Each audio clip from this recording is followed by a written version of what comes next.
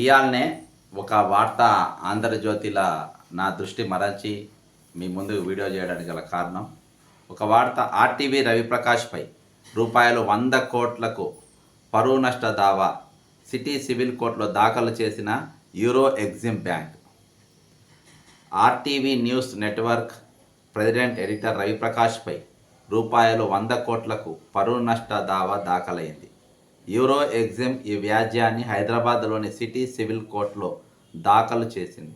Court fee కింద 1,05,852 రూపాయలు జమ చేసింది. సిటీ సివిల్ కోర్టు చరిత్రలో ఇంత పెద్ద మొత్తంలో కోర్టు ఫీజు రావడం ఇదే తొలిసారి అని న్యాయవాద వర్గాలు పేర్కొంటున్నాయి. రవిప్రకాష్ జూలై 14న ప్రచారం చేసిన వీడియోలో తమ బ్యాంకును దొంగ ఫైనాన్షియల్ ఇన్స్టిట్యూట్ అని, ఫేక్ బ్యాంక్ గ్యారంటీలు ఇచ్చిందంటూ తీవ్ర ఆరోపణలు చేసినట్లు యూరో ఎగ్జిమ్ బ్యాంక్ పేర్కొంది. అంతర్జాతీయంగా పేరు ప్రఖ్యాతలున్న తమ బ్యాంకును నష్టం వాటిల్లేలా ఎలాంటి ధృవీకరణ, నిజ నిర్ధారణ లేకుండానే జూలై 14 నాటి వీడియోలో పరువు నష్టం జరిగేలా వ్యాఖ్యలు చేశారని ఆరోపించారు. తమ బ్యాంకు నికర విలువ 1900 కోట్లుగా ఉంటే కేవలం 8 కోట్లుగా తప్పుగా పేర్కొన్నట్టు ఆక్షేపించింది. ఇది ఈయన వార్త. ఇక ఈయనకున్న క్రెడిబిలిటీ దీనికి, ఈ బ్యాంక్ గురించి ఇది సరే, వాస్తవాలు ఏది న్యాయము, ఏది జరిగే ముందు కోర్టులో జరుగుతున్నటువంటి విషయాలు కాబట్టి ఇవి బయటకు వస్తాయి. సరే, ఈయన గతంలో ధరణి స్కామ్ పైన ఈయనకు తొలి వెలుగు ఛానల్ ఈయనది ఉండే. ఆ తొలి వెలుగు ఛానల్లో గంజి రఘు గారు జర్నలిస్ట్గా ఉన్న సమయంలో నేను ఎక్స్క్లూజివ్గా కొన్ని పెద్ద పెద్ద స్కామ్లు, అప్పుడున్న బీఆర్ఎస్ ప్రభుత్వం చేసిన స్కాములు, నేను దాన్ని పరిశీలించి అందులో ఉన్న వాటిని ఏ రోజు కూడా నేను చూపించిన ఒక్క దాని మీద కూడా ప్రభుత్వం ఛాలెంజ్ చేయలేకపోయింది. అంత కరెక్ట్గా నేను ఒక్కొక్క విషయం బయటికి తీసుకోండి. అందులో ధరణి ఒకటి.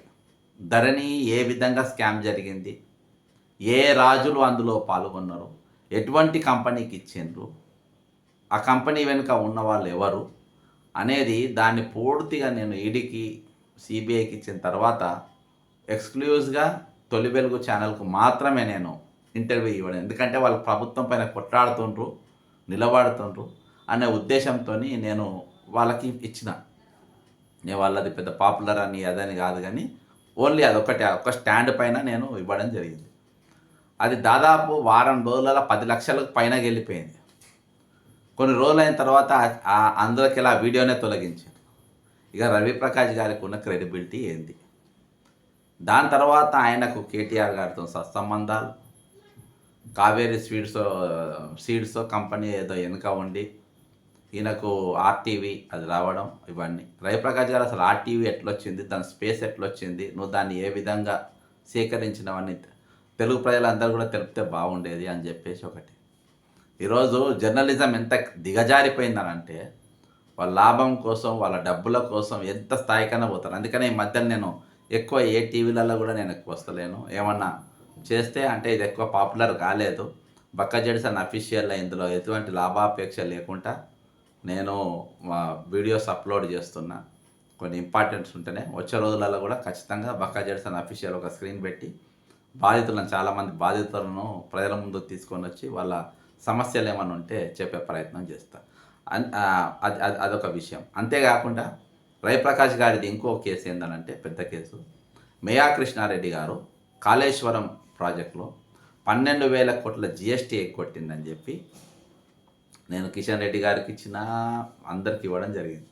ఈయన ఒక అడుగు ముందుకు వేసి నా దగ్గర దాని ప్రతులు ఉన్నాయని చెప్పి అప్పుడు ఆపోజిషన్ పార్టీలో ఉన్న కాంగ్రెస్ ఇప్పుడు మంత్రులుగా ఉన్నారు, వాళ్ళ దగ్గర పోయి వాళ్ళతో మాట్లాడి వాళ్ళతోని ఉత్తరాలు పెట్టిపించి నీకు మళ్ళీ డాక్యుమెంట్స్ ఇస్తానని మళ్ళీ కనబడితే వాళ్ళ కొట్టు.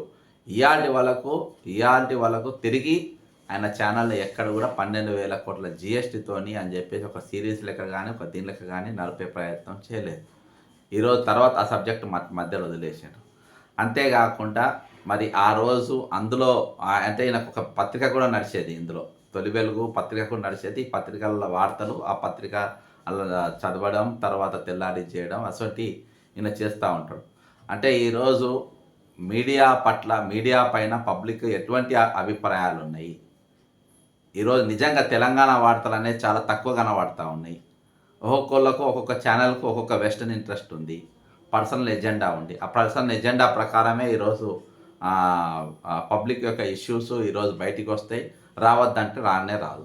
ఈరోజు ఈ వార్త చిన్నగా ఆంధ్రజ్యోతిలా ఇయాల కింద చిన్న బాక్స్‌లో పెట్టి ఎవడో పట్టిన స్క్రీన్ మీద పెడుతున్నాడు. చిన్నగా వేయడం జరిగింది. సరే ఏదేమైనప్పటికీ ఈరోజు సిటీ సివిల్ కోర్ట్ చరిత్రలో ఓ కోటి 5,000 రూపాయలు మన డిపాజిట్ చేసిందనంటే అదొక చరిత్ర. అంత పెద్దగా బ్యాంక్ అనేది రియాక్ట్ అయింది. వాళ్ళది 8 కోట్లే వాళ్ళ నికరం ఉన్నప్పుడు, వాళ్ళ ఫైనాన్షియల్ స్టేటస్ ఉన్నప్పుడు వాళ్ళు మరి 1,05,000 రూపాయలు ఎట్లా కట్టినట్టు రవిప్రకాష్ గారు చెప్పాలి. మరి దీనికి సమాధానం చెప్పాలి. అయితే ఉన్న క్రెడిబిలిటీ ఇది ఆర్టీవీకి కానీ రవిప్రకాష్ కానీ ఈరోజు ఆయన క్రెడిబిలిటీ ఏందనేది ఈరోజు బయటకు వచ్చింది. నేను గతంలో కూడా 2 ఎగ్జాంపుల్స్ నేను చెప్పడం జరిగింది. కానీ ఏమైనప్పటికీ వార్త అనేది దానికి క్రెడిబిలిటీ లేనిది, ప్రజలకు నమ్మశక్యంగా లేనిది ఏది కూడా మీకు వ్యూవర్స్ ఉండొచ్చు, అన్ని పెరగవచ్చు, కానీ ప్రజలు ఇది మాది అని ఉన్నంత వరకే వారు ఈ వార్త తప్పు అని మీ వ్యూవర్స్ చూడొచ్చు, కానీ మీ మీద అభిప్రాయం ఏది ఉండాలో అది ఉంటుంది. ఈరోజు తెలుగు ప్రజలల్లో రవిప్రకాష్ పైన ఒక అభిప్రాయం ఉంది. ఆ అభిప్రాయము అనేది ఇక స్థిరస్థాయిగా ఆయన మోసతట్టుగా ఈరోజు ఆయన చేసుకుంటున్నాడు. జై తెలంగాణ, అమరవీరులకు జోహార్.